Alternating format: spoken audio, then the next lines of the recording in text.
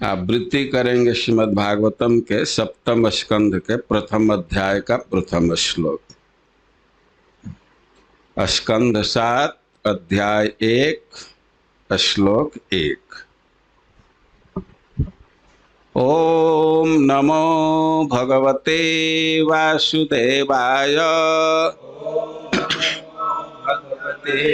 वासुदेवाय। ओम नमो भगवते वासुदेवाय। भगवते वासुदेवाय। ओम नमो भगवते वासुदेवाय। ओम नमो भगवते वासुदेवाय। श्रीराजोवाच। श्रीराजोवाच। समः प्रियः सुहृद ब्रह्मन्। समः प्रियः सुहृद ब्रह्मन्। भूतानां भगवान् स्वयं। भूतानां भगवान् स्वयम्। इंद्रस्यार्थे कथं दैत्यात्। इंद्रस्यार्थे कथं दैत्यात्। अबधिद्विषमो यथा। अवधिद्विषमो यथा। समः प्रियः सुहृद ब्रह्मन्। प्रियः सुहृद ब्रह्मन्। भूतानां भगवान् स्वयं। भूतानां भगवान् स्वयम्। इंद्रस्यार्थे कथं दैत्यात्। इंद्रस्यार्थे कथं दैत्यात्। अबधिद्विषमो यथा। अवधिर्विषमो यथा। समः प्रियः सुहृद ब्रह्मन्। प्रियः सुहृद ब्रह्मन्। भूतानां भगवान् स्वयं। भूतानां भगवान् स्वयम्। इंद्रस्यार्थे कथं दैत्यात्। इंद्रस्यार्थे कथं दैत्यात्। अबधिद्विषमो यथा। अवधिर्विषमो यथा। श्री राजा उवाच। राजा उवाच। महाराज परीक्षित ने कहा, महाराज परीक्षित ने कहा, समः समान, समान, प्रियः प्रिय, प्रिय, सुहृद मित्र, ब्रह्मन् ब्राह्मण, हे ब्राह्मण, हे ब्राह्मण, श्री सुखदेव, श्री सुखदेव, भूतानां भूतानां समस्त जीवों के समस्त जीवों के भगवान भगवान परमेश्वर परमेश्वर श्री विष्णु श्री विष्णु स्वयं स्वयं स्वयं इंद्रस्य इंद्रस्य इंद्र के इंद्रिय के अर्थे लाभ हेतु कथम कथम कैसे दैत्यान दैत्यान असुरों को अबधित मारा विषम पक्षपात यथा मानो। अनुवाद और तात्पर्य श्रील प्रभुपाद के द्वारा। अनुवाद। राजा परीक्षित ने पूछा, हे ब्राह्मण, पूर्ण पुरुषोत्तम भगवान श्री विष्णु सबके शुभचिंतक होने के कारण प्रत्येक को समान रूप से अत्यधिक प्रिय हैं। तो फिर उन्होंने किस प्रकार एक साधारण मनुष्य की भांति इंद्र का पक्ष लिया और उसके शत्रुओं का वध किया। सबके प्रति समभाव रखने वाला व्यक्ति कैसे कुछ लोगों की तरह किसी के प्रति पक्षपात करेगा और अन्य व्यक्तियों के प्रति शत्रु भाव रखेगा। तात्पर्य। श्रीमद् भगवद गीता 9:29 में श्री भगवान कहते हैं, समूहम सर्वभूतेषु न में द्वेषस्ति न प्रिय। मैं सब पर समभाव रखता हूँ, न तो कोई मुझे प्रिय है और न कोई मेरा शत्रु है। किंतु पिछले स्कंध में यह देखा गया है कि भगवान ने इंद्र हेतु असुरों का वध करके उसका पक्षपात किया। हतपुत्रादिति शक्र पार्ष्णि ग्राहीण विष्णुना।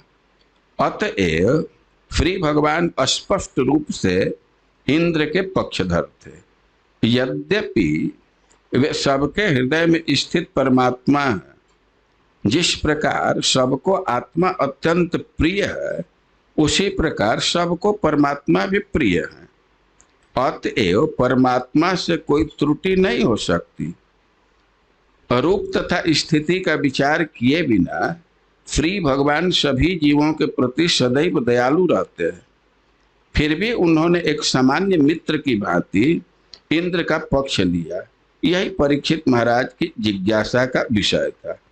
कृष्ण भक्त के रूप में वे यह भली भांति जानते थे कि भगवान श्री कृष्ण किसी का पक्ष नहीं कर सकते, किंतु जब उन्होंने देखा कि भगवान श्री कृष्ण ने दैत्यों के साथ शत्रु की भांति आचरण किया तो उन्हें कुछ संदेह होने लगा। अतएव उन्होंने स्पष्ट उत्तर जानने हेतु श्रील सुखदेव गोस्वामी से प्रश्न पूछा। भक्त यह कभी स्वीकार नहीं करेगा कि भगवान श्री विष्णु में भौतिक गुण होते हैं। महाराज परीक्षित भली भांति जानते थे कि भगवान श्री विष्णु दिव्य होने के कारण उनको भौतिक गुणों से कुछ लेना देना नहीं है, किंतु अपने इस विचार की पुष्टि हेतु वे प्रामाणिक ज्ञानी श्रील सुखदेव गोस्वामी से सुनना चाहते थे। श्रील विश्वनाथ चक्रवर्ती कहते हैं, समस्या कथम वैषम्यम, क्योंकि भगवान सबके प्रति समदर्शी है, अतएव वे किसी का पक्ष क्यों लेंगे। प्रियस्य कथम असुरेषु प्रत्यभाव, प्रीत्यभाव। परमात्मा होने के कारण श्री भगवान प्रत्येक को अत्यंत प्रिय है, तो फिर श्री भगवान असुरों के प्रति निष्ठुरता क्यों बरतने लगे। यह पक्षपात किस लिए। सुहृदश्च कथम तेषु असौहार्दम, क्योंकि भगवान कहते हैं कि वे सुहृदम सर्वभूतानां अर्थात समस्त जीवों के शुभचिंतक है, तो फिर वे दैत्यों का वध करके पक्षपात क्यों करते। ये प्रश्न परीक्षित महाराज के मन में उठे। अतएव उन्होंने श्रील सुखदेव गोस्वामी से प्रश्न किया। जगत गुरु श्रील प्रभुपाद की। तो प्रश्न स्पष्ट है। परीक्षित महाराज प्रश्न कर रहे हैं। प्रश्न का कारण बन गया, पीछे कश्यप के वंश का वर्णन करने के क्रम में सुखदेव गोस्वामी कहे कि जब इंद्र का पक्ष लेकर के भगवान विष्णु के द्वारा दिति के पुत्र का वध हो गया, वो मारा गया, तो दिति बहुत दुखी हुई। दिति का पुत्र हिरण्याक्ष, उसको भगवान मार दिए। तो दिति को भगवान के प्रति कोई अश्रद्धा नहीं है, उसका क्रोध इंद्र के प्रति है कि वह भगवान को उसका करके पैरवी करके अपने पक्ष में कर लिया। और हिरण्यकश्यप तो कहता है वो बहुत भारी पतन हो गया भगवान का।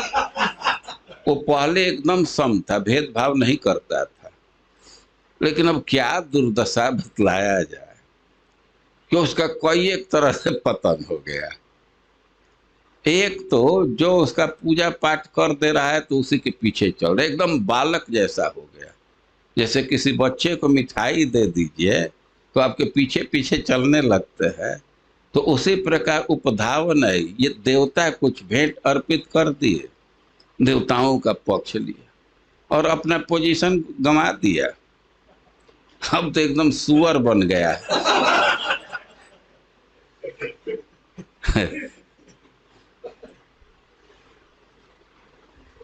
महाराज परीक्षित ध्यान से कथा सुन रहे हैं। जब ही ये बात आ गई कि शक्र पार्षणी ग्राहीण, जो इंद्र के पक्षधर थे, इंद्र का पक्ष लेने वाले विष्णु के द्वारा हतपुत्रा दिति, जिसके पुत्र मार दिए गए, वह दिति बहुत दुखी हुई। अब इसी कथन के आधार पर महाराज परीक्षित प्रश्न कर रहे हैं कि समः प्रिय सुहृद ब्रह्मन भूतानां भगवान स्वयं, कि भगवान तो सभी जीवों के प्रति सम है। भगवान की घोषणा है गीता में, समूहम सर्वभूतेषु, और सबके प्रिय है, सब भगवान से प्रेम करता है। क्यों प्रेम करता है? कि वे आत्मा है,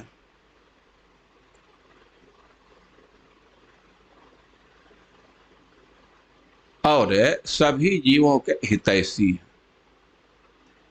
तो भगवान सबके प्रति सम है, सबको प्रिय है और सबके हितैषी है। और इस स्थिति में वो इंद्र के लिए दैत्यों का वध क्यों किया? वे एक आदमी का पक्ष ले रहे हैं और एक आदमी का वध कर रहे हैं, तो इसको कैसे सम कहा जाए? तो भगवान में ऐसा गुण क्यों देखा जा रहा है, भगवान का ऐसा व्यवहार क्यों देखा जा रहा है? और परीक्षित महाराज अब स्थापना कर रहे हैं कि कोई अवसर नहीं है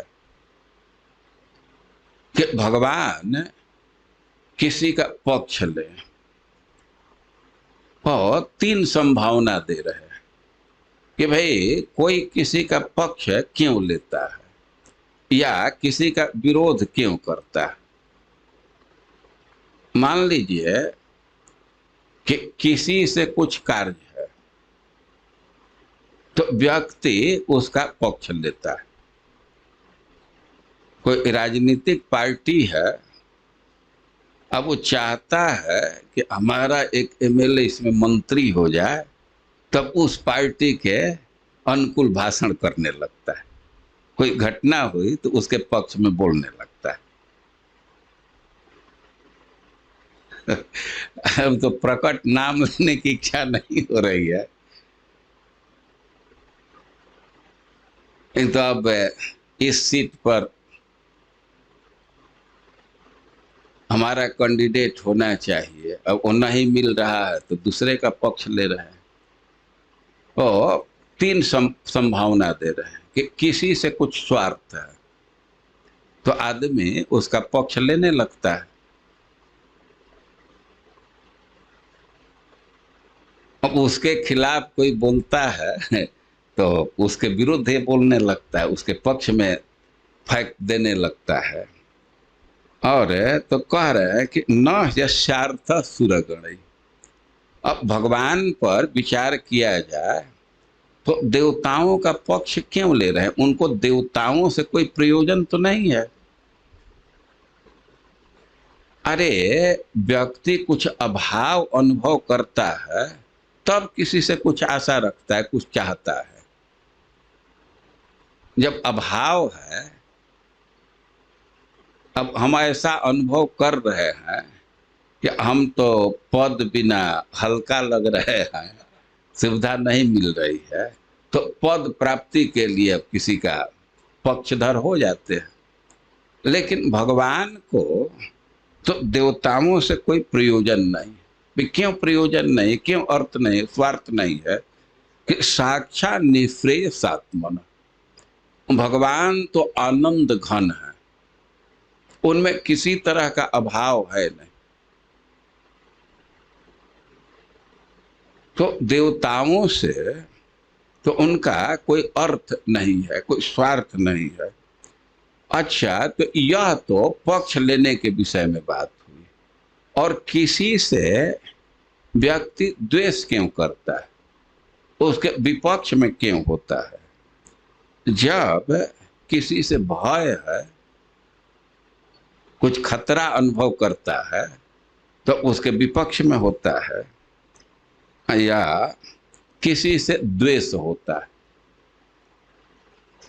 दो स्थिति में किसी से भय है और किसी से द्वेष है, तो उसके विपरीत आदमी हो जाता है।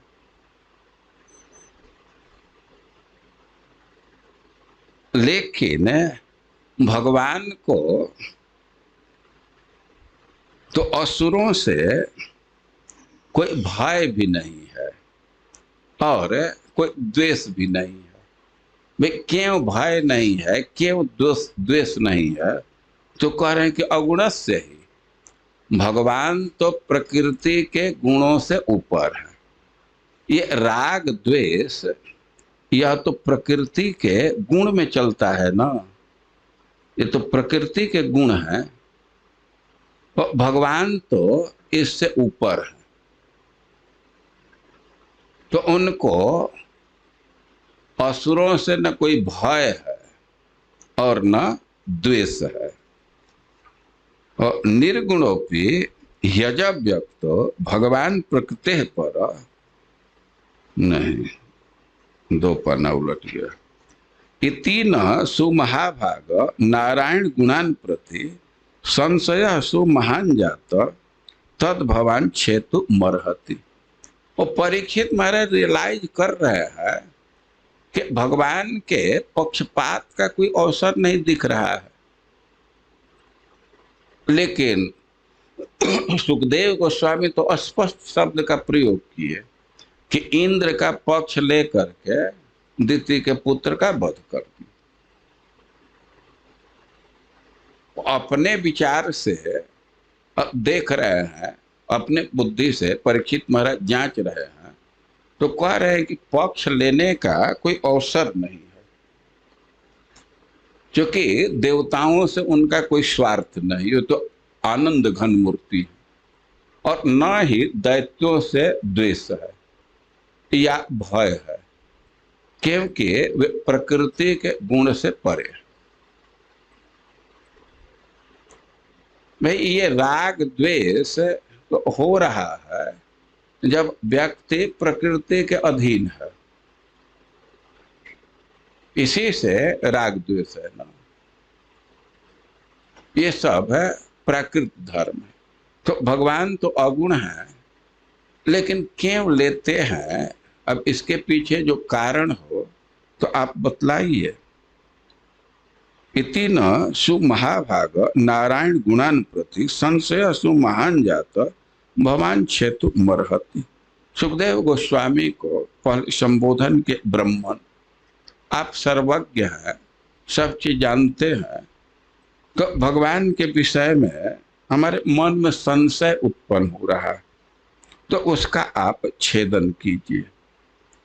तो ऐसे जब प्रश्न किए सुखदेव गोस्वामी कह रहे साधु पृष्ठम महाराज हरिश्चरित मद्भुतम, बहुत अच्छा पूछे, भगवान का अद्भुत चरित्र के विषय में अच्छा प्रश्न किए। यद भागवत माहात्म्य भगवत भक्ति वर्धन, कि इसके उत्तर में भागवत का महात्म्य आएगा। भागवत मतलब भगवान के भक्त। प्रहलाद महाराज भगवान के परम भक्त हैं और भगवत भक्ति वर्धनम, यह भगवान के भक्ति बढ़ाने वाला है। गीयते परमम पुण्यम ऋषिभिर नारदादि भी, नहीं कि इस विषय में जो बड़े बड़े ऋषि हैं नारद इत्यादि, तो वे चर्चा किए हैं, वे इन भागवतों का गान किए हैं। तो नत्वा कृष्णाय मुनये कथ इससे हरे कथा, हम व्यास देव को नमस्कार करके और भगवान की कथा बोल रहा है। अब भगवान के विषय में कह रहे हैं निर्गुणोपि यज व्यक्तो भगवान प्रकृति पर स्व माया गुणमाविश्य बाध्य बाधकताम गत।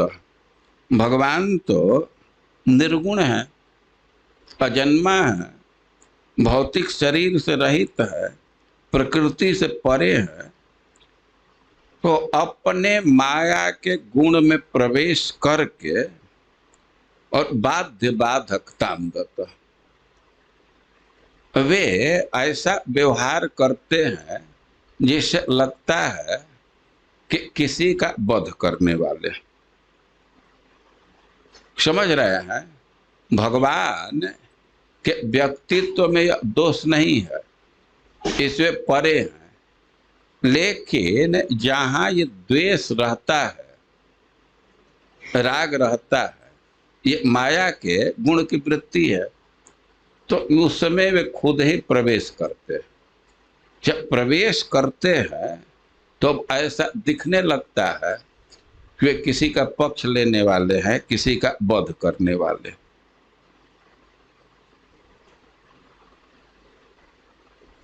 तो अधिष्ठान के भेद से भगवान में भेद दिखता है।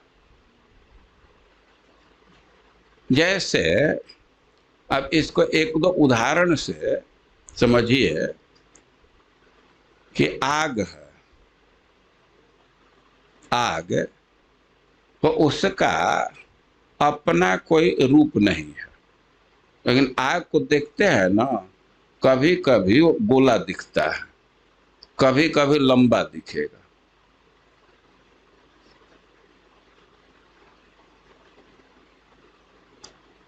बीड़ो जानते हैं आप लोग? ऐसे एक स्टैंड बनाते हैं पुआल के लिए ही, जैसे घड़ा रखना हो, घड़ा रखना है तो स्टैंड बना देते हैं ना। तो अब उसमें आग लगा दीजिए तो आग कैसा दिखेगा? गोला। और लकड़ी लंबी है, उसमें आग लग जाए तो आग कैसा दिखेगा? तो आग लंबा है कि गोला है? ये सब आग के गुण नहीं है, वो दिख क्यों रहे हैं? अधिष्ठान के भेद से।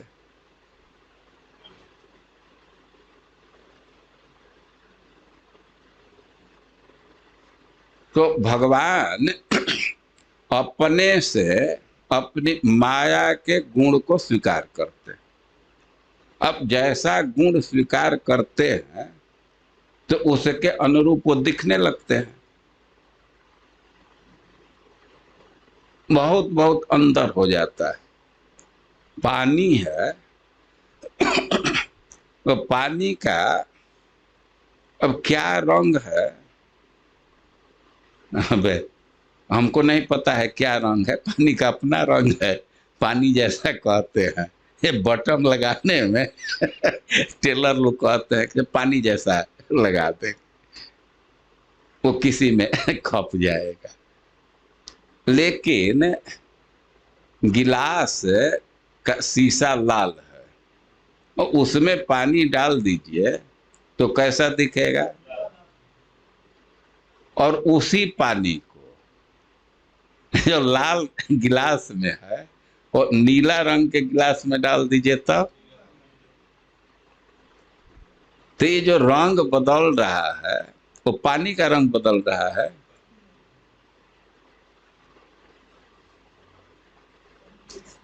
पानी तो वैसे ही है ना। देखिए कितना अंतर हो जाता है व्यवहार में। अब यहाँ तो पता नहीं सिस्टम है कि नहीं, कहीं कहीं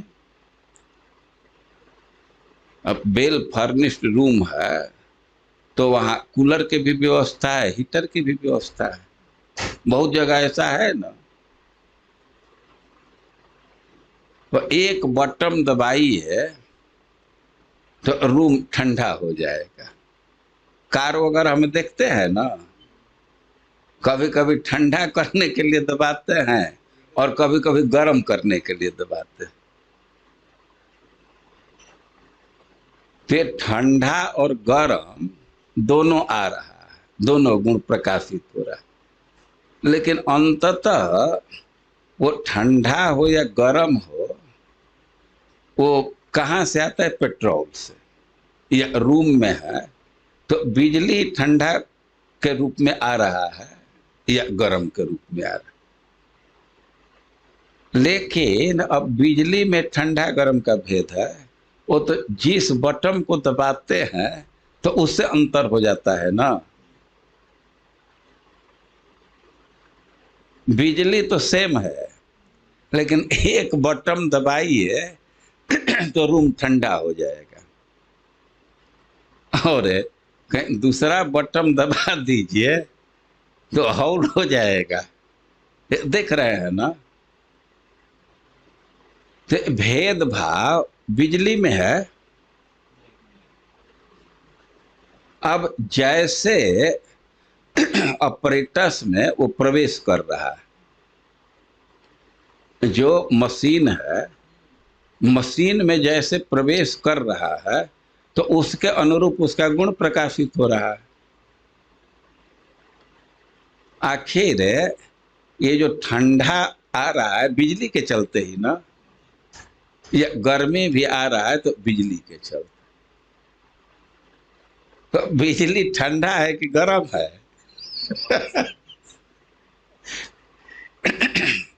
तो कह रहे हैं कि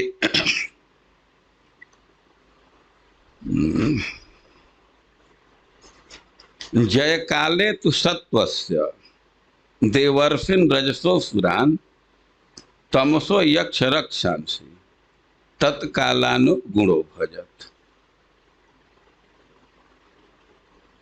और जैसे अब हीटर में बिजली सक्रिय हुआ तो गर्म कर देगा। और हीटर कब चलाते हैं? जाड़ा के दिन में ना। और गर्मी का दिन आ गया तो हीटर चलाएंगे, कूलर चलाने लगेंगे, तो उस समय ठंडा हवा फेंकने लगेगा। शक्ति तो बिजली की ही है ना। तो उसी तरह भगवान प्रकृति के गुण को स्वीकार करते हैं। तो जय काले तु सत्वस्य देवर्षिन रजसो असुरान। जब सत्वगुण का वृद्धि होता है, एक नहीं, इसके पहले एक श्लोक छोड़ दिया, ये प्रकृति के गुण है। तो इसके विषय में एक चीज समझना चाहिए कि यह एक रस नहीं रहता है। प्रकृति के तीनों गुण का प्रभाव एक जैसा हो जाए तो उसको तो साम्यावस्था कहते हैं। और साम्यावस्था में तो सब सृष्टि का काम ठप हो जाता है। तो प्रकृति में, प्रकृति के गुण में स्प्रिंग जैसा उतार चढ़ाव आता रहता है। अरे योग की बात तो दूर है, वो 24 घंटा में ही कभी सत्वगुण हावी हो जाता है, कभी रजोगुण हावी हो जाता है, कभी तमोगुण हावी हो जाता है। भक्त लोग प्रश्न करते हैं कि कभी कभी तो जॉब में बड़ा मन लगता है और कभी कभी नींद आने लगती है। अरे पीछे देखिए कि क्या क्या खाए थे, कब खाए थे, इस पर भी विचार किए हैं? अब ठोस करके खाएंगे, गरिष्ठ चीज खाएंगे तो पेट भारी रहने पर तो नींद आएगी ही ना। और पेट बिल्कुल साफ है, जी हल्का है तो टन टन जप करते हैं। ये टोटल कारण नहीं है, और भी उसके कारण है। ये बड़ा प्रचलित प्रश्न है। महाराज कभी कभी तो बहुत मन लगता है, वो कभी कभी एकदम नहीं मन लगता है। उसमें तो और भी कारण हैं, अप्राकृत कारण भी हैं। भक्ति देवी कितनी प्रसन्न है, कितनी रुष्ट है। तो वो भी कारण है, लेकिन यह भी कारण है। अब रात को बहुत देर तक जगे हैं तो सुबह जप करने में तो अब एक बार बोल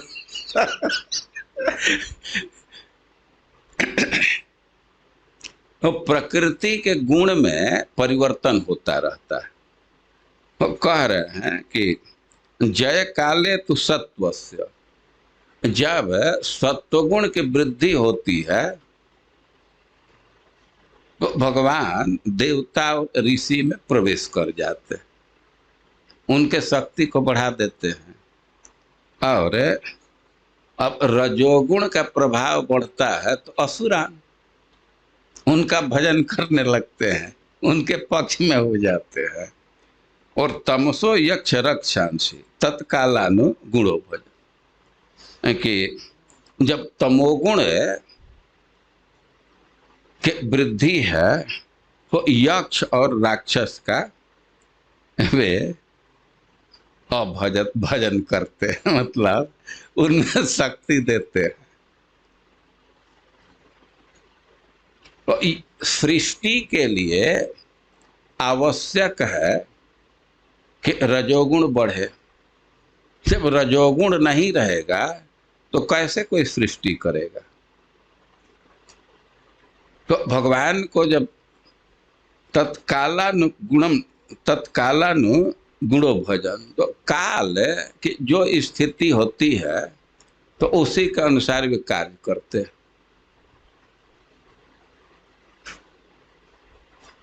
सृष्टि के लिए रजोगुण की आवश्यकता पड़ती। जब तक रजोगुण नहीं रहेगा तो क्या कोई सृष्टि करेगा। घर बनाना क्या क्या भाग दौड़ करना पड़ता है ना, या प्रकट सृष्टि करना है, कोई शरीर ही बनाना, उसके लिए रजोगुण की जरूरत है। और सिद्धांत यही दे रहे हैं कि भगवान सृष्टि के व्यवस्था के अनुसार अलग अलग गुण को स्वीकार करते हैं। अब जिस गुण को स्वीकार करते हैं तो उस गुण के जो अनुयायी हैं तो उसमें लगता है कि उसके पक्षधर हो गए। भगवान न किसी के पक्षधर है न किसी के विरोधी है, वे ये सब है से परे हैं। तो अधिष्ठान के चलते ये सब होता है। तो एक प्रश्न होगा कि तो भगवान को लोग समझ क्यों नहीं पाते हैं। जब देवता के शरीर में प्रवेश हुए हैं और सत्वगुण के अनुरूप व्यवहार करते हैं तो बात जल्दी समझ में नहीं आती। तो कह रहे हैं कि ज्योतिरादिरिवा भाति संघाता न विविच्यते विन्दत्य आत्मानम आत्मस्थम मथित्वा कवयोन्ततः। अरे क्या सूक्ष्म चीज है, ओ बिल्कुल आसानी से समझ में नहीं आता। लकड़ी हाथ में लेते हैं तो आपको अनुभव होता है कि इसमें आग है। लकड़ी कपार पर रख करके ले जाते हैं तो अनुभव नहीं होता है ना कि इसमें आग है, लेकिन उसमें आग है कि नहीं। उसमें आग है तभी प्रकट होता है ना। लेकिन प्रकट उसका अनुभव हो या न हो, आदमी विचार करके वो समझ जाता है कि इसमें आग है। तो उसी तरह जो विद्वान व्यक्ति है तो कुछ कार्य को देख करके, कुछ लक्षण को देख करके भगवान का अनुभव कर लेता है। तो कुल मिला करके सुखदेव गोस्वामी उत्तर दे रहे हैं कि भगवान में भेदभाव नहीं है, उनका व्यवहार बदलता है आवश्यकता के अनुसार।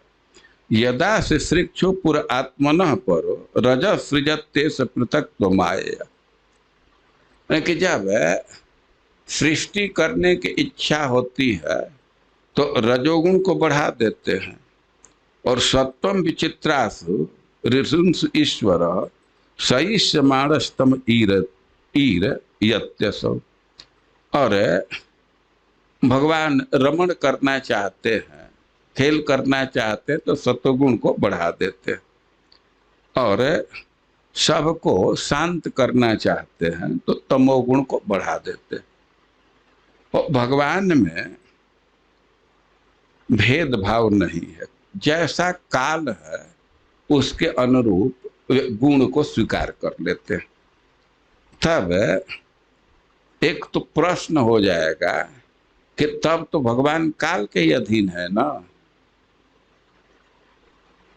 सृष्टि का समय है, सृष्टि का काल है, तो रजोगुण स्वीकार कर रहे हैं, तो इसका अर्थ है कि तब काल के अधीन हुए, लेकिन ना, कि काल भी तो भगवान की इच्छा शक्ति है, जो काल के अधीन नहीं है।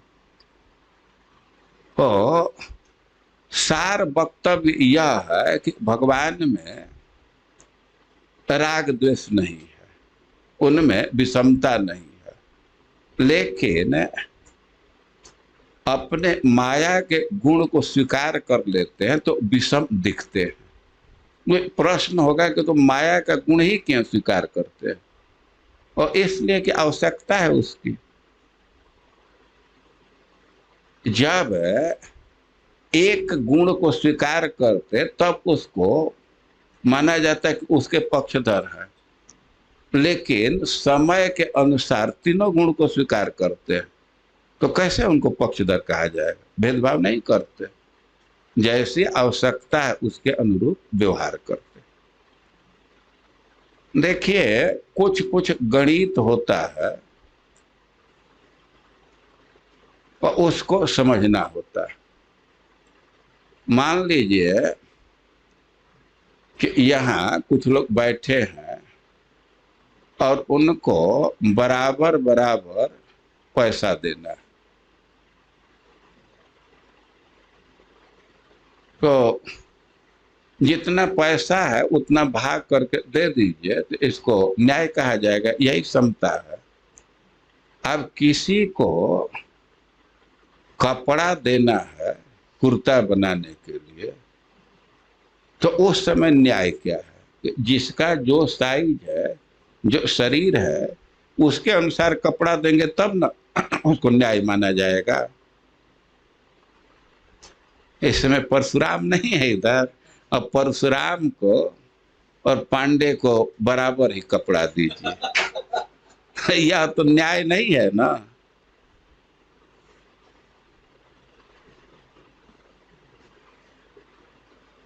कोई अब एकदम बराबर देने लगे कपड़ा तो यह ठीक नहीं है। प्रसाद बांटना है तो अब उसके अनुसार जैसा डाइट है जिसका, उसके अनुसार देंगे तो उसको अच्छा माना जाएगा।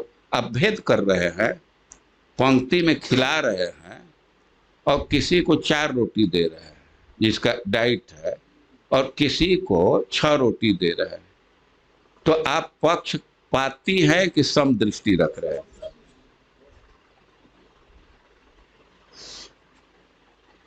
तो अब सृष्टि का नाश करना है तो भगवान क्या करे? देवताओं की शक्ति बढ़ावे। अब उस समय तो राक्षसों की शक्ति बढ़ाएंगे तभी ना सृष्टि का नाश होगा। और जब सृष्टि में अभिवृद्धि करना है तो उस समय देवताओं की शक्ति बढ़ाएंगे तो आएगा।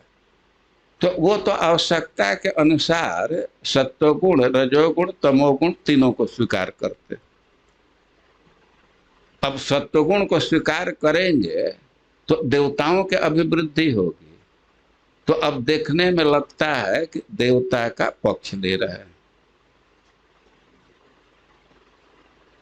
अब रजोगुण का अवसर है नहीं, तो उस समय वे असुरों का पक्ष लेते हैं, और तमोगुण का अवसर है तो यक्ष राक्षस का पक्ष लेते हैं, तो वे तो कोई पक्षपाती नहीं हुए। और कह रहे हैं कि जैसे आपके मन में ये संशय हो गया, तो एक बार महाराज युधिष्ठिर के मन में भी ऐसा संशय हो गया, और इस बात को स्पष्ट करने के लिए एक इतिहास प्रस्तुत किया जाता है। क्या इतिहास है? तो कह रहे हैं कि प्रीत्या महाक्रतौ राजन पृच्छते जात शत्रवे अत्रैवो दाहृतः पूर्वम इतिहास पुरस्ना। कि देवर्षि नारद एक इतिहास उद्धृत किए हैं। भाई कब इतिहास उद्धृत किए? तो कह रहे हैं कि जब महाराज परीक्षित उनसे प्रश्न किए महाक्रतौ राजसूय यज्ञ में, महाराज युधिष्ठिर का राजसूय यज्ञ चल रहा था, तो बड़े प्रसन्नता से वे नारद जी से एक प्रश्न किए। क्या अवसर था प्रश्न का, इसको बतला रहे हैं।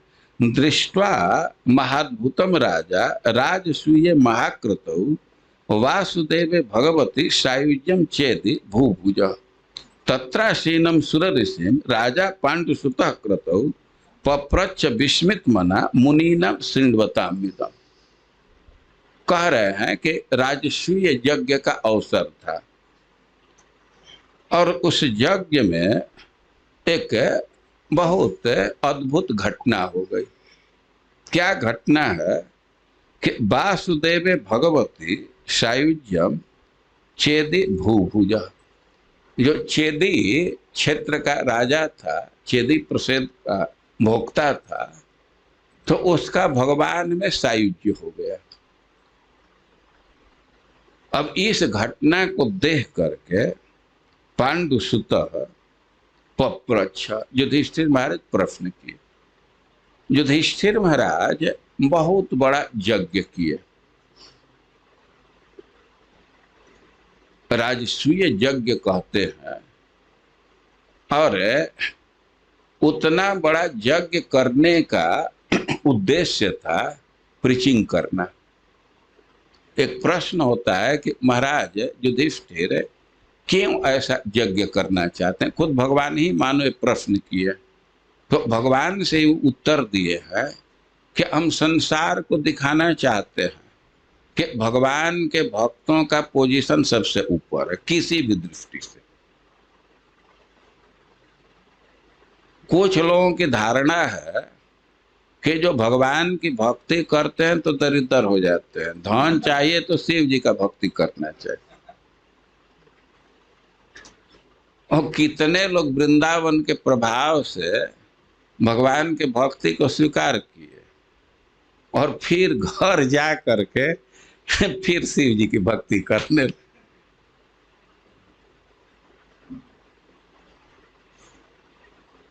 बिहार के एक दंपति इधर आए थे, तो इतना वृंदावन से प्रभावित हुए, ऐसे दर्शन के लिए आए थे दिल्ली से, इतना प्रभावित हुए कि जाते जाते एक घर का बुकिंग ले लिए। फिर वे दोबारा आए और हमसे वे मिले, वो पता करके महाराज के पास मैं था, तो मैं पूछा वो माता जी से कि कैसे घर लेने की इच्छा हो गई, और बतलाए कि इच्छा हो रही है कि भगवान के नज़दीक रहा जाए। तो बड़ा अच्छा हमको लगा। अब वो लोग दीक्षा इत्यादि भी लेना चाहे, अब उनकी गति नहीं थी तो मैं कुछ प्रोसेस में सहयोग भी कर दिया। तो घर तो खरीद लिए, और हम समझते हैं कि 8-10 साल हो गया, अभी घर का ओपनिंग नहीं हुआ। अब बड़े उत्साहित थे, शिव जी के भक्त थे।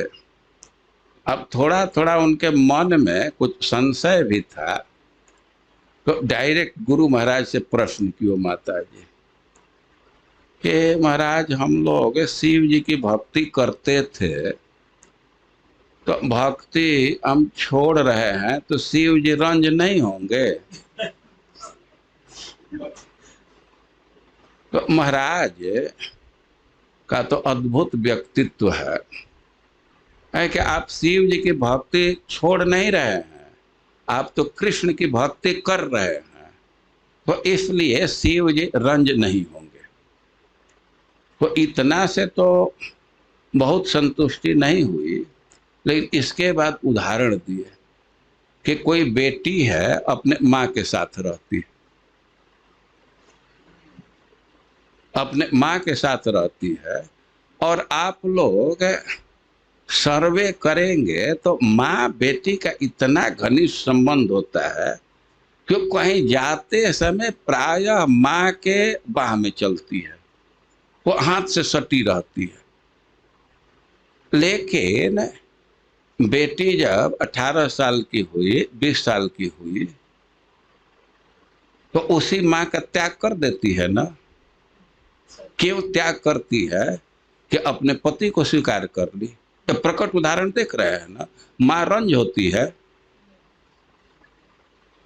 बेटी उसका त्याग कर दी तो माँ उस पर रंज होती है। बल्कि बेटी आ करके 2 हफ्ता 4 हफ्ता रहने लगे तो माँ कहती है कि बेटी अब वहीं चले जाओ, उनको दिक्कत हो रहा होगा भोजन बनाने का।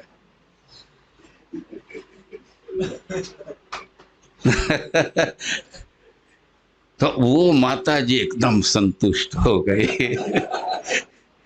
है, लेकिन कुछ दिन के बाद वो लोग आए और गोपेश्वर महादेव गए और बात होने लगी तो उनके एक बहनोई थे, इनको कि ना ना तुम लोग के यहाँ बहुत कठिनाई आ रही है और बिजनेस में भी कुछ डाउन चल रहा है, तुम लोग शिव जी का भक्ति छोड़ दिए इसलिए।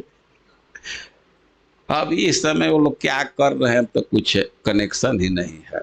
तो हम यह कह रहे हैं कि कुछ लोगों की धारणा है कि भगवान के भक्त दरिद्र होते हैं, कमजोर होते हैं, शिव जी के भक्त धनी होते हैं।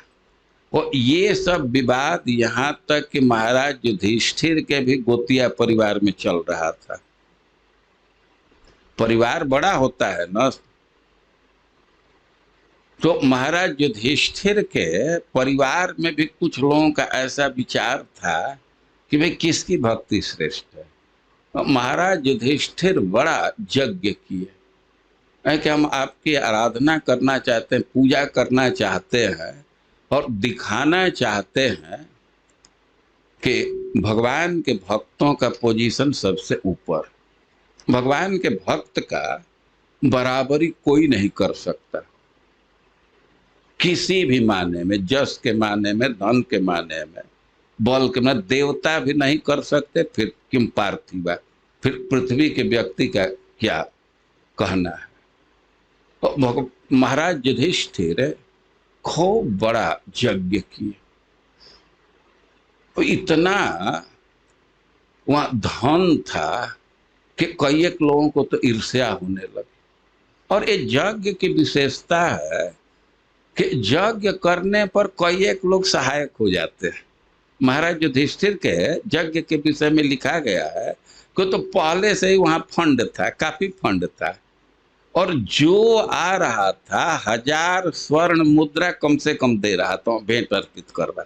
और कई एक लोग चाह रहे थे कि हमारे पैसा यज्ञ में लगे, हमारा लगे, हमारा लगे। और खूब अच्छा से यज्ञ किया। महाराज युधिष्ठिर के यज्ञ के विषय में लिखा गया है कि त्रिभी उत्तम कल्पकय, इंद्र 100 अश्वमेध यज्ञ करते हैं, लेकिन भगवान महाराज युधिष्ठिर से 3 यज्ञ कराए उत्तम कल्पकय। लेकिन उसमें सामग्री, दक्षिणा, व्यवस्था इतनी अच्छी थी कि 3 यज्ञ से ही 100 यज्ञ के जस फैल गया। शतमन्यो रिवातनोत त्रिभिर उत्तम कल्प, जस बहुत फैल गया। तो बहुत सुंदर आयोजन था, यज्ञ संपन्न हुआ। अब इसके बाद अवभृत स्नान का समय आया और उसके पहले कुछ पान करते हैं और उसमें एक अब अवसर आ गया चयन करने के लिए कि किसका अग्र पूजा किया जाए। भाई पूजा सबके करना है, लेकिन पहले किसकी की जाए।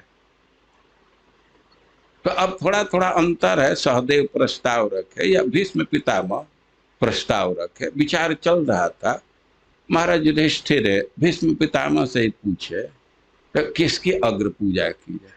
भीष्म पितामह कहे कि कृष्ण की, क्योंकि जितने भी यहाँ लोग उपस्थित हैं और किसी भी दृष्टि से सबसे श्रेष्ठ कृष्ण, किसी भी दृष्टि से। और ये प्रश्न कर रहे युधिष्ठिर महाराज से कि जांच लो, कोई ऐसा व्यक्ति है जो कृष्ण से अपने को पराजित अनुभव नहीं कर रहा है। उद्धव जी श्रीमद् भागवतम में कहे हैं कि दृष्टा भवद्भिर ननुराज सूये। आप तो अनुभव किए हैं, विदुर जी से कह रहे हैं कि निरीक्ष दृक् स्वस्तयनम त्रिलोक।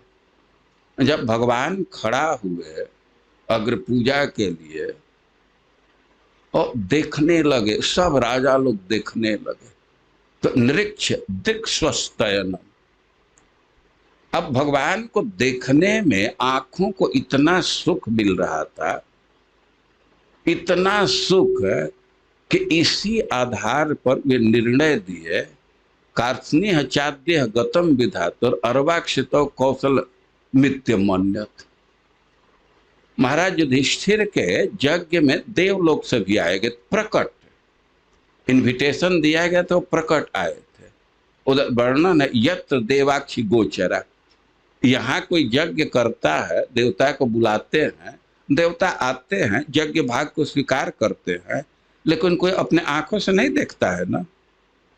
लेकिन महाराज युधिष्ठिर का यज्ञ हुआ तो देवता प्रकट उपस्थित थे और मर्त्य लोक से भी थे, नीचे के लोक से भी लोग आए थे। और उद्धव जी कह रहे हैं विदुर जी से कि निरीक्ष दृक् स्वस्तयन।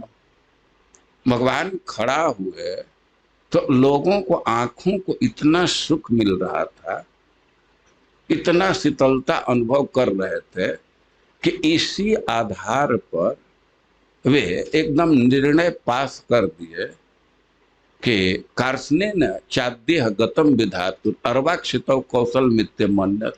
कि विधाता के पास जो भी सृजन की शक्ति है, जो कला जानता है, जो मॉडर्न टेक्निक है उसके पास, तो बस इस एक व्यक्ति को बनाने में सब खर्च कर दिया। अर्वाक्षितो का दो अर्थ कर सकते हैं। अर्वाक्षितो मतलब मनुष्य शरीर की रचना में, क्योंकि आप सृष्टि का क्रम पढ़ेंगे तो मनुष्य की सृष्टि बाद में हुई है, 7वें नंबर पर आता है। या अर्वाक्षितो का अर्थ है को टेक्निक बदलता रहता है, वो तो नया नया टेक्निक आता रहता है ना, कार बनाने का, क्या बनाने का। वो कह रहे हैं कि जो अल्ट्रा मॉडर्न टेक्निक है सबको इसी व्यक्ति के रचना में वह खर्च कर दिया, अब कोई टेक्निक बाकी नहीं छोड़ा। यद्यपि भगवान ब्रह्मा के सृष्टि नहीं है, लेकिन वे लोग अपने दृष्टि से कह रहे हैं कि सबसे श्रेष्ठ व्यक्ति। किस आधार पर कह रहे थे? कि उनको देख करके आंखों को सुख मिल रहा था। तो वैसे ही भगवान के प्रभाव को देख करके, तेज को देख करके सब लोग अनुभव कर रहे थे सर्वश्रेष्ठ व्यक्ति। और भीष्म पितामह सीधे कहे कि कृष्ण सबसे श्रेष्ठ है, इनकी पूजा होनी चाहिए। अब जब कृष्ण के पूजा के लिए सब लोग सहमति दे दिए तो उसी सभा में शिशुपाल भी था और वो खड़ा हो गया और कहने लगा कि ये क्या हो गया सभासदों को। अब यही आदमी मिला अग्र पूजा के लिए और ये भीष्म ये प्रस्ताव रख दिए, ये तो उम्र का दुष्प्रभाव है। 400 साल के हो गए, अब बुद्धि एकदम सटिया गई, अब बुद्धि फाइल नहीं है। किस आधार पर इसका सिलेक्शन कर दिए आप लोग? अरे पहली बात तो इसका तो एकदम सिलेक्शन इनवैलिड है, इस अर्थ में कि राजाओं का समाज है और खुद यह राजा नहीं है, ये तो राजा नहीं है ना। तो राजा के समाज में तो इसको तो बैठना भी उचित नहीं है, और इसके पूजा के लिए सिलेक्शन कर दिए, ये तो बहुत भारी गलती है। और अब मान लीजिए कि आयु पर विचार किया जाए तो आयु भी इसकी बहुत नहीं है। अरे अभी अब दूसरे का तो बर्थ सर्टिफिकेट देखना पड़ेगा, इतना तो निश्चित है कि इसका पिता जीवित है, तो वसुदेव तो कम से कम इससे अधिक उम्र का है ना, पिता अभी जीवित है ना। तो उम्र के दृष्टि से देखा जाए तो उस दृष्टि से भी इसकी पूजा ठीक नहीं है। और अब यह मान लिया जाए कि कुछ भी हो, हमारे फैमिली के सबसे वेल विशर है, इस दृष्टि से। अरे तो इस दृष्टि से भी विचार करो तो द्रुपद महाराज सबसे नजदीक हैं, सबसे सहायक तो वे हैं, उनकी पूजा करनी चाहिए। द्रुपद महाराज यहाँ उपस्थित हैं और कृष्ण का तुम लोग सिलेक्शन कर लिया। और अब भाई ये कि अच्छा एक कार्य कराने वाले हैं, ये यज्ञ में बड़ा सहायक है, तब ऋत्विक की दृष्टि से देखा जाए तो व्यास देव यहाँ उपस्थित है, तो इसका कैसे सिलेक्शन कर रहे हैं? और भी सब समवेत मिला करके देखा जाए तो यही भीष्म है जो प्रस्ताव रख रहे हैं, तो वे तो सब दृष्टि से श्रेष्ठ है, तो उनकी पूजा होनी चाहिए। तो महाराज युधिष्ठिर को कह रहे हैं कि तुम किस आधार पर इसका सिलेक्शन स्वीकार कर लिया। अब इसके बाद शिशुपाल भगवान की तरफ मुंह फेरा, उधर मुंह करके और कहने लगा कि इन लोगों को तो बुद्धि नहीं है, अब किसी के कहा में पढ़ करके पूजा के लिए तैयार हो गए। अरे तुमको तो इतना विवेक होना चाहिए ना कि तुम पूजा लेने लायक नहीं हो, तो तुम क्यों नहीं रोक रहे हो? तुम कैसे पूजा ग्रहण कर रहे हो? अपना विचार दे रहा है कि भाई हमारा तो यही विचार है कि जैसे किसी नपुंसक का विवाह किया जाए, कोई लाभ है उससे? और नपुंसक का विवाह है और अंधे को खूब अच्छा रूप दिखाइए, कोई उससे लाभ है? या जो राज्यहीन है और उसको राजा के गद्दी पर बैठा दीजिए, कोई राज्य ही नहीं है और उसको नहीं नहीं, ये कह रहे हैं कि ये इसका तो कोई राज्य नहीं है और राजा के बीच में बैठा देना ये वैसे ही अन्याय है जैसे नपुंसक का विवाह करना या अंधे को रूप दिखाना। ओ ये तो इसमें कुछ योग्यता नहीं है। और अब तो युधिष्ठिर महाराज भी कंफ्यूज होने लगे, तो अब हम क्या करें, तो ऑब्जेक्शन आ रहा है। तो फिर भीष्म से पूछे, कहे कि ना ना ना, हम विचार करके कहे हैं, चाहे यश के दृष्टि से, वीरता के दृष्टि से कृष्ण के बराबरी कोई नहीं है, और ज्ञान और दोनों दृष्टि से सर्वश्रेष्ठ है। जब कहे कि ज्ञान और बल दोनों दृष्टि से श्रेष्ठ है, जब बल की बात आई तो शिशुपाल कहने लगा इसमें बल कहाँ दिख गया? अरे एक चिड़ई को मार दिया तो ये बड़ा ये पक्षी को मार दिया तो बहुत शक्तिशाली हो गया। तो बकासुर की तरफ उसका इंडिकेशन है कि एक पक्षी को मार दिया तो बहुत शक्तिशाली हो गया। अरे एक बैल को मार दिया तो इसी से इसको जोधा मानते हैं। ये किया क्या है? पक्षी को मारा, बैल को मारा, घोड़ा को मारा, यही इसकी उपलब्धि है ना। ये बहुत शक्तिशाली हो गया। देखिए, जब किसी के प्रति द्वेष हो जाता है तो उसका गुण दिखता ही नहीं है।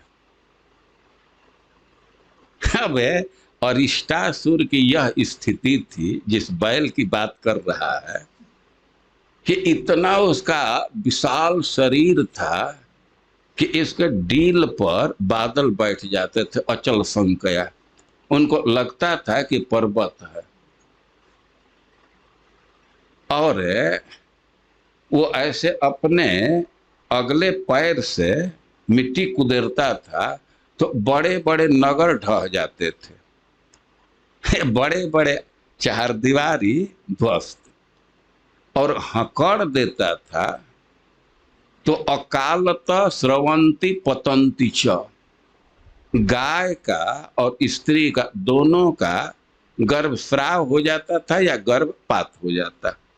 कुछ भेद किया गया है, 3 महीने से पहले के गर्भ गिर जाए तो उसको गर्भस्राव कहते हैं, और 3 महीने, हमें एग्जैक्ट नहीं याद आ रहा है, कुछ टाइम के बाद का गर्भ है तो उसको गर्भपात कहते हैं। तो कह रहे हैं कि स्रवंती पतंती च, और स्त्रियों का भी और गायों का भी, उसके हकड़ने से।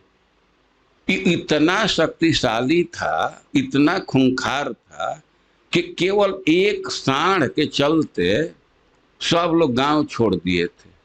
नंद गांव छोड़ करके गोकुल चले गए थे, तो उसके पीछे एक कारण था, वो साँड़। जब भगवान उसका वध कर दिए तो फिर वे लोग शिफ्ट हो गए नंद गांव में। लेकिन शिशुपाल कह रहे, अरे एक बैल को मार दिया तो बहुत बड़ा जोधा हो गया, एक घोड़ा को मार दिया, तो इसी से कह रहे हैं कि बहुत शक्तिशाली है। और चेतनहीन ये लकड़ी को पैर से उतर गिरा दिया, ढकेल दिया, तो कह रहे हैं कि बहुत बड़ा काज किया, जोधा किया।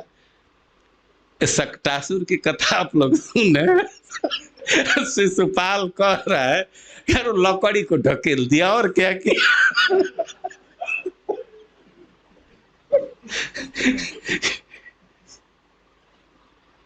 और ये गोवर्धन उठाया था तो कौन भारी काम कर दिया। वो देवकार उठा लिया।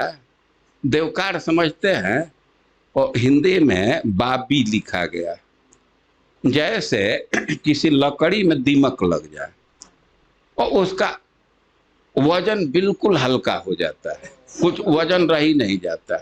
तो कोई कोई पत्थर भी ऐसे दिखते हैं कि जिसमें वजन नहीं होता। हम तो मॉरिशस में देखते हैं कि उस समुद्र पर एकदम पत्थर जैसा लगता है, तो वो एकदम हल्का है, पानी के ऊपर टिका हुआ। देवकार है, कोई गोबर है, उसमें दीमक लग जाए, या मिट्टी है तो लकड़ी का शोर है, तो एकदम हल्का हो जाता है। अब अरे क्या रे किया क्या, वो देवकार को उठा दिया, ये बहुत जोधा हो गया। पेटू उसी गिरिराज पर चढ़ करके कितना भोजन किया, इसी पेटू की पूजा कर रहे हैं।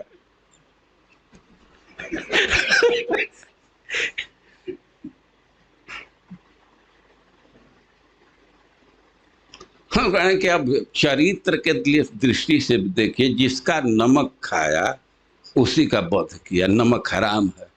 ये कंस के राज्य में रहता था। अरे पोजीशन देखा जाए तो कंस का चरवाहा है, कंस के आगे इसका कोई पोजीशन है। नमक हराम की पूजा आप लोग कर रहे हैं।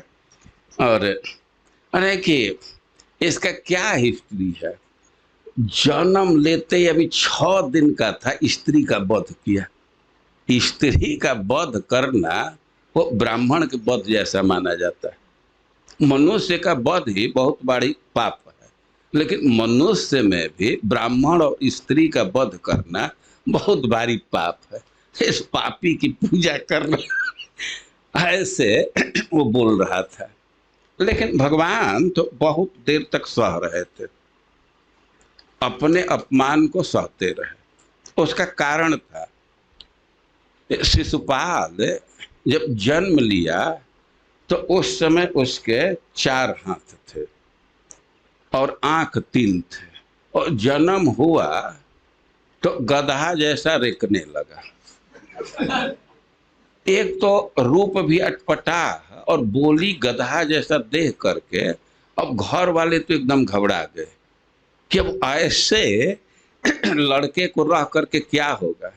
वो तो अब योजना करने लगे कि बल्कि इसको कहीं त्याग किया जाए, कहीं फेंक दिया जाए। जैसे जरा फेंक दी तो अब ऐसा लड़का हम लोग क्या रह करके करेंगे।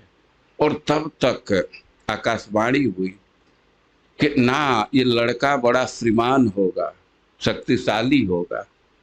और जब ऐसी आकाशवाणी हुई तो इसकी माँ का दृष्टि बदली और वो प्रार्थना करने लगी कि जो यह बोले हैं, कोई देवता बोले हैं या भगवान बोले हैं, तो हम उनसे पूछते हैं कि इस लड़के की मृत्यु कैसे होगी, वह बतलाइए। हम नहीं जानते हैं कि कौन यह कह रहा है कि लड़का धनी होगा, शक्तिशाली होगा, लेकिन जो यह बात कह रहे हैं तो उसी व्यक्ति से हम पूछ रहे हैं कि इसकी मृत्यु कैसे होगी। तो आकाशवाणी हुई कि जिस व्यक्ति के गोद में जाने से इसका जो एक्स्ट्रा 2 हाथ है वो खत्म हो जाए और एक्स्ट्रा जो 1 आंख है वह खत्म हो जाए, तो समझिए कि उसी व्यक्ति से इसकी मृत्यु है। तब इसके लिए अब माँ जांचने भी लगी। वो ऐसे ही वो अटपटा लड़का जन्म लिया था तो बहुत लोग जुट गए देखने के लिए। तो वे तो अपने से आए और घर वाले थोड़ा जांचने के लिए उनका बड़ा सत्कार भी किए और बच्चे को सबके गोद में देते थे, लेकिन उसमें कोई परिवर्तन नहीं। अब अपने फुआ के यहाँ ऐसा लड़का हुआ है तो कृष्ण बलराम भी आए उस लड़के को देखने के लिए। तो अब कृष्ण बलराम का सत्कार किया गया और उसकी माँ कृष्ण के गोद में उस लड़के को दी, और ज्यों ही कृष्ण के गोद में गया तो 2 हाथ उसका निकल गया और आंख भी एक गायब। 3 आंख थे, 1 आंख गायब। अब तो माँ उसकी डर गई, कही कि अब तो यही हमारे लड़के का वध करेगा। इसके बाद कृष्ण से प्रार्थना करने लगे, बेटा देखो इसका वध तुम मत करना, ये गलती करेगा फिर भी इसको मत मारो, यही तुमसे प्रार्थना। और भगवान कहे देखो फुआ 100 गलती तक तो माफ कर दूंगा, 100 गलती करेगा, 100 अपराध करेगा, फिर भी मैं इसका वध नहीं करूं। अब आगे बढ़ेगा तब उसकी बात दूसरी। तो इसको पता था कि कृष्ण से वध है और कल भाषणार्थ एकदम अभी छोटा था अभी कृष्ण को गाली देता था, थाला वो हमको मार देगा।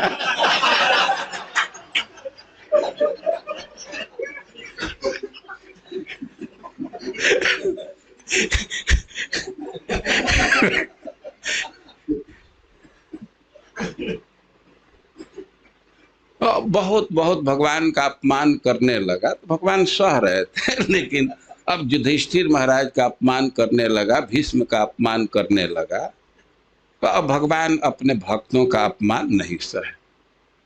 महाराज युधिष्ठिर अपना सेना लगाना चाहते थे, भगवान मना किए, अपने चक्र का स्मरण किए और चक्र गया, मार डाला, गर्दन काट दिया।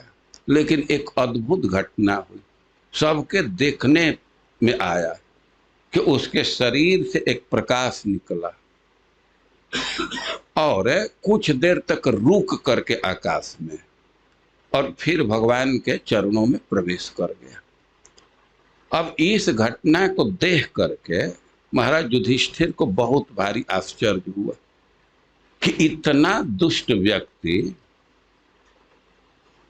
जो प्रारंभ से ही भगवान को गाली दे रहा है और उसकी यह गति जो बड़े बड़े जोगियों को दुर्लभ है वह गति प्राप्त कर लिया, तो कह रहे हैं कि दृष्ट्वा महाद्भुतम राजा राजसूये महाक्रतौ वासुदेवे भगवती सायुज्यम चेति भूभुज तत्रासेनम सुर ऋषिम राजा पांडुसुता कृतौ पप्रच्छ विस्मित मना मुनीन शृण्वतामिदम्। सब लोग सुन रहे थे। अब आश्चर्यचकित होकर के युधिष्ठिर महाराज नारद जी से पूछने लगे, अहो अत्यद्भुतम ये दुर्लभ है कांति नाम अपी, कि ये तो बहुत भारी आश्चर्य है कि जो गति एकांतिकों के लिए, एक निष्ठों के लिए भी दुर्लभ है, वह इसको प्राप्त हो गया। ये परे तत्व वासुदेव उसमें लीन हो गया, जबकि द्वेष करता था। तो एतद वेदितुमिच्छामि सर्व एव वयम मुने भगवान निंदया बेनो द्विजस्तमसि पातित।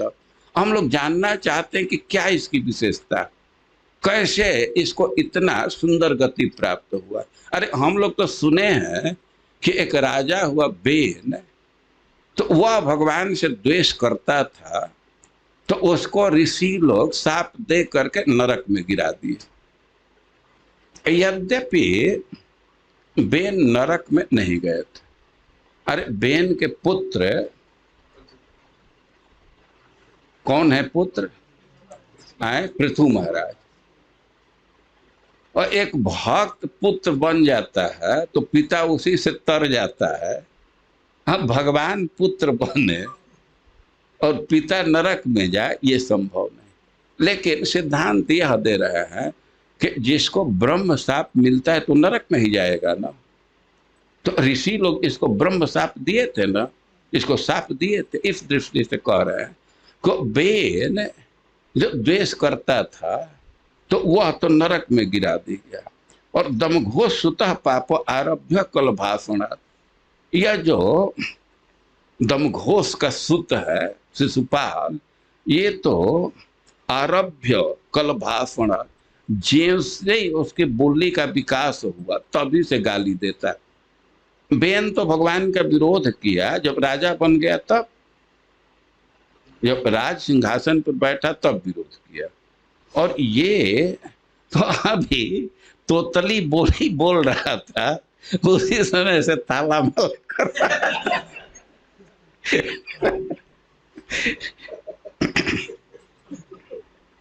तो शिशुपाल और दंतवक्त्र के विषय में कह रहे हैं कि सपतो रस सकृद विष्णु यद ब्रह्म परमव्ययम चित्रो न जातो जिह्वायम नांधम विभस्तुस्तम। अरे ये लोग प्रारंभ से गाली दे रहे हैं, तो इनके तो जीव पर कोड़ फूट जाना चाहिए। और इन नरक में भी नहीं गए, ये ऐसा गति पाए, तो इसके पीछे क्या कारण? कथम तस्मिन भगवती दुर्वग्राह धामनि पश्यताम सर्वलोकानां लय मीतु रंजसा। ये दोनों को कैसे सायुज्य मुक्ति मिली? अब यह विषय सोच करके तो हमारी बुद्धि ही चक्कर खा रही। एक उदाहरण दे रहे हैं कि दीपार्च इव वायुना, जैसे मोमबत्ती जला दीजिए और हवा का झंकोर आने पर उसका लौ क्या परिवर्तन होता है, कभी इधर कभी उधर। दीपक का उदाहरण दे रहे हैं, तो कह रहे हैं कि जैसे दीपक का लौ इधर डोल डाल करता रहता है, इस घटना को देख करके हमारी बुद्धि की वही स्थिति, कुछ स्थिरता नहीं है, कुछ धारणा ही क्लियर नहीं हो पा रही। तो अब सुखदेव गोस्वामी कह रहे हैं कि जब परीक्षित महाराज ऐसा नहीं, युधिष्ठिर महाराज प्रश्न किए तो नारद जी अब बोलना प्रारंभ किया। तो नारद जी कह रहे हैं कि ये जो निंदा स्तुति है इसका तो क्षेत्र शरीर तक है। किसी को गाली देना, प्रशंसा करना, तो इसका ज्यूरिडिक्शन शरीर तक है, ये केवल दैहिक धारणा तक स्थित है। और भगवान तो दैहिक धारणा में बंधे नहीं है, तो इसलिए अब उन पर हिंसा का कोई प्रभाव ही नहीं आता। भगवान पर हिंसा का कोई प्रभाव नहीं आता, ये इससे ऊपर है। और एक सिद्धांत दे रहे हैं कि बेन और शिशुपाल में अंतर है। क्या अंतर है कि शिशुपाल के गाली ही नहीं दे रहा था, उसका मन भी लगा हुआ था, एकदम उसके मन में कृष्ण गूंज रहे थे। लेकिन बेन तो केवल आदेश दे दिया, वो कृष्ण का चिंतन नहीं कर रहा था। तो एक तो सिद्धांत यह है कि किसी तरह कोई भगवान का चिंतन करे किसी भाव से तो उसका मंगल होगा ही। अब इस विषय को बड़े विस्तार से स्थापित कर रहे हैं कि ऐसा देखा गया है कि किसी भाव से कोई कृष्ण का चिंतन कर रहा है तो उसका मंगल होगा। कंस के विषय में कह रहे हैं कि भयात कंस, कंस तो भय से चिंतन कर रहा। कंस इतना भयभीत था कि सोते समय, बैठते समय, खाते समय, चलते समय बस उसको कृष्ण का ही चिंतन होता था। व्यास लोग कहते हैं कि भोजन करने बैठा और दाल में वो काला जीरा देकर अरे अरे कृष्ण यहीं से प्रकट न हो जाए। अब सोने के लिए अब बेड पर चला, कहीं दृष्टि चली गई, को खिड़की खुला है तो भले ही गर्मी कहते हैं बंद करो उधर से आ सकता है, इतना भयभीत था। तो वह तो चिंतन करता रहता था, लेकिन बेन की यह स्थिति नहीं थी। और युधिष्ठिर महाराज सिद्धांत दे रहे हैं कि किसी तरह से मन अभिनिविष्ट है तो भगवत प्राप्ति का कारण बन जाता है। तो इसका तो मन अभिनिविष्ट था और इसके क्रम में कह दे कि इसके पीछे और भी कारण है। यह भगवान का पार्षद था, ब्राह्मणों के शाप से ये आसुरी जुनी को प्राप्त हो गया था। अब तो फिर महाराज युधिष्ठिर के लिए एक नया फील्ड, भगवान के पार्षद पर शाप कैसे लग गया और किस स्थिति में शाप दिया, ये बतलाइए। वो कहे थे कि इस पर शाप था तो 3 जन्म के बाद ये मुक्त हो गया, इसका 3 जन्म पूरा हो गया। पहले ये हिरण्याक्ष और हिरण्यकश्यप थे, फिर रावण और कुंभकर्ण, और इस समय शिशुपाल और दंतवक्त। तो शाप के कारण 3 जन्म बिता दिए आसुरी योनि में, इसके बाद मुक्ति हो गई। तो उत्तर तो दे दिए, और 2 तरह से उत्तर दे दिए। एक तत्व की दृष्टि से कि इसका मन लगा हुआ था, भारी किसी भाव से, द्वेष की भावना से, तो उसका असर आ गया।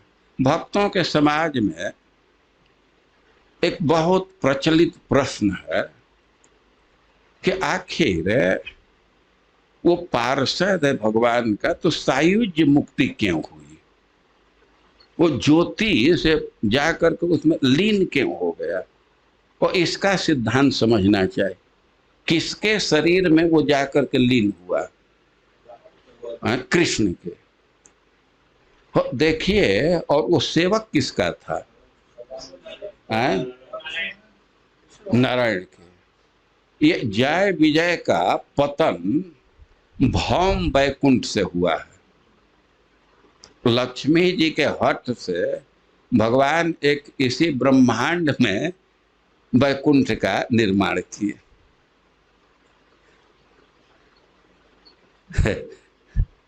क्षमा कीजिएगा, स्त्री जब जिद पकड़ लेती है तो पति को करना ही पड़ता है।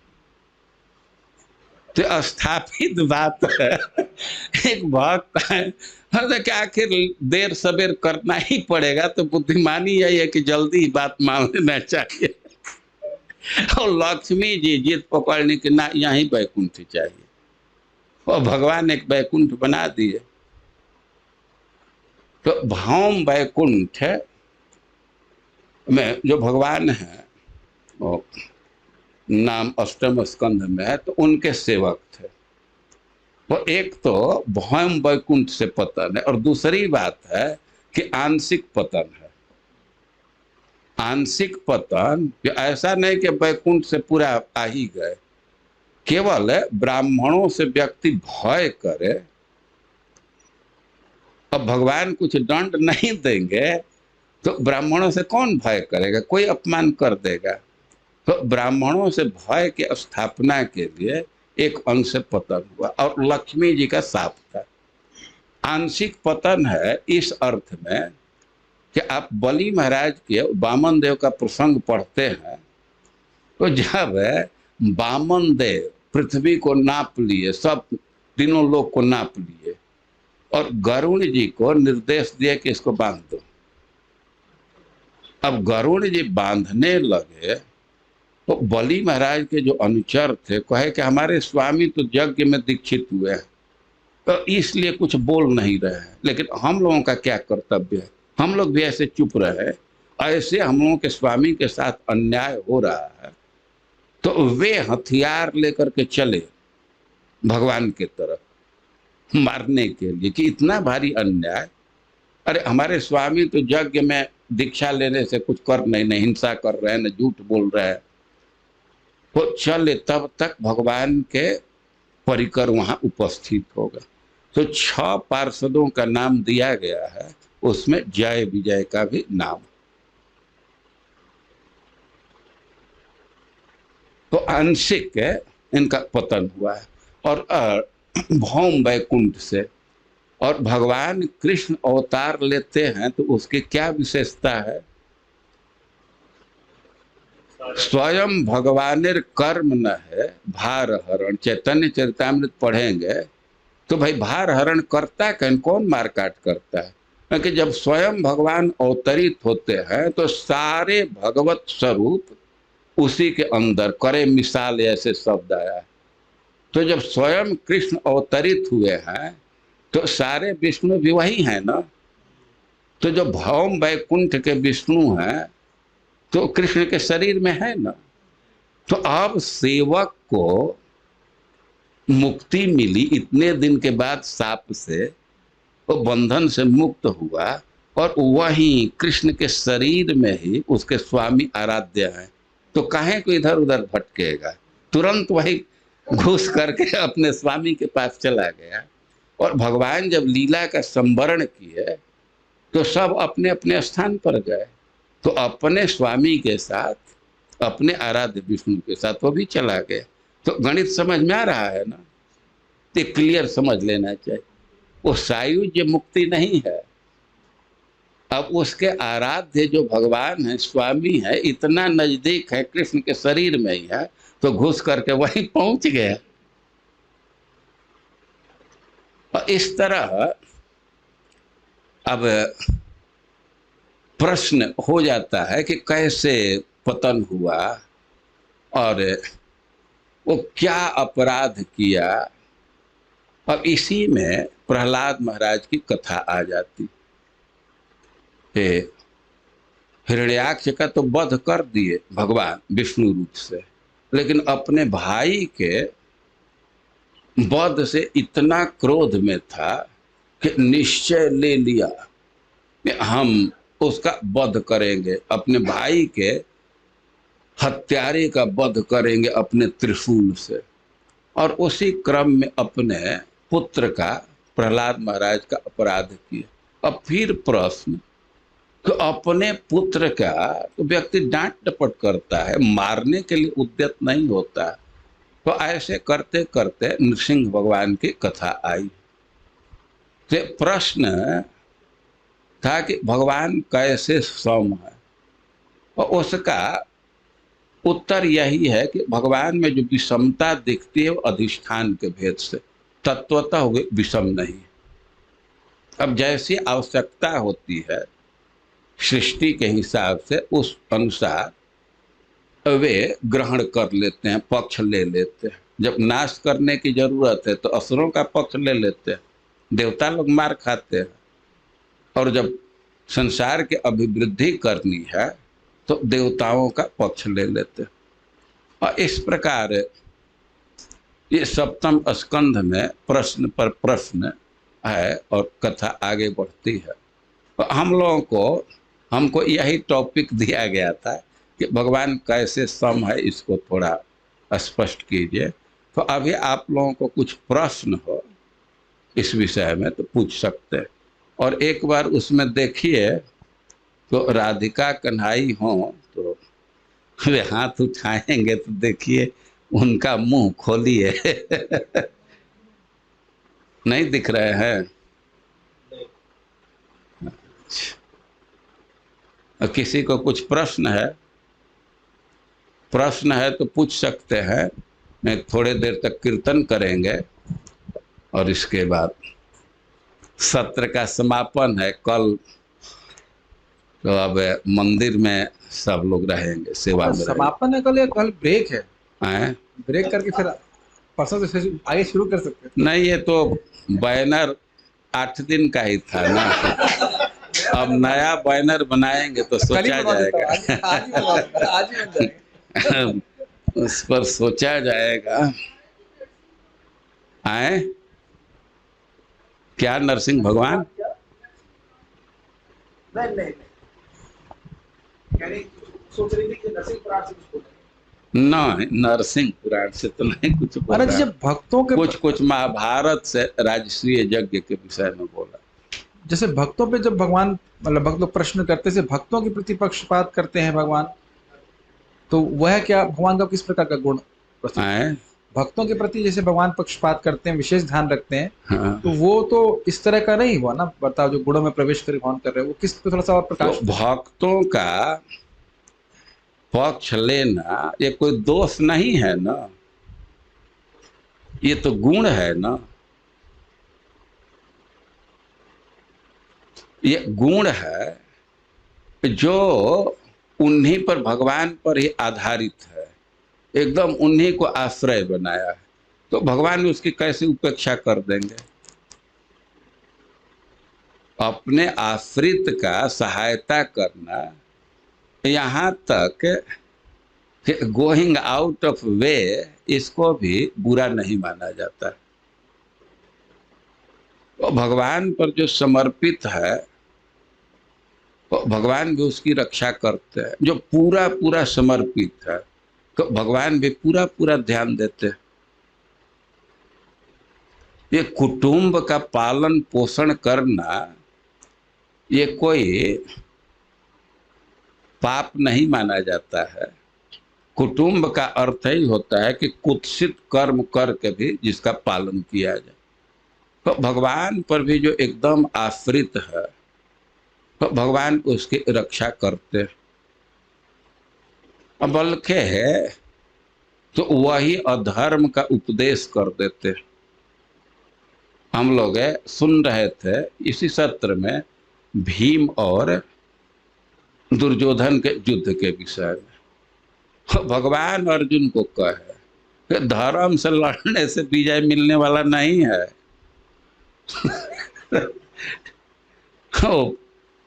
भीम को चाहिए कि जांघा पर गदा मारे। तो अब अर्जुन एकदम भगवान के समर्पित है। अब बात सुने तो अपना ये जांघा ठोकने लगे। इतने से ही भीम समझ गए, यद्यपि और दुर्योधन भी समझ गया कुछ निर्देश दे रहे। भक्त का एक गुण है स्वानाम पक्ष पोषक, अपने का पक्ष लेते हैं, पोषण करते हैं अतरंग भक्तों का।